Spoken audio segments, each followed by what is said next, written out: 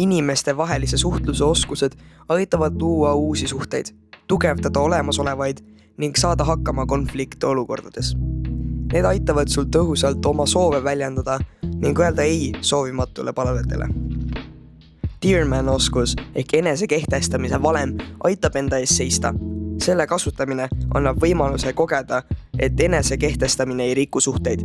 Sa saad oma vajadusi väljendada nii, et suhted jäävad heaks.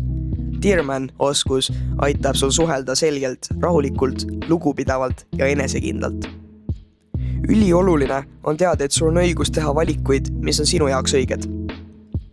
T-täht sõnast Dearman on describe. See tähendab, et kirjelda olukorda objektiivselt. Võid alustada lauset sõnadega ma olen märganud, et. E on express. See tähendab, et sa väljendad oma tundeid ja arvamusi lühidalt. Nimeta kuni 3 emotsiooni. Ei pea liiga süvitsi põhjendama. A on assert. Esita oma soov või ütle ei selgelt. R on reinforce. Rõhuta positiivseid tagajärgi. M on mindful. Ole teadvel. Jää teema juurde.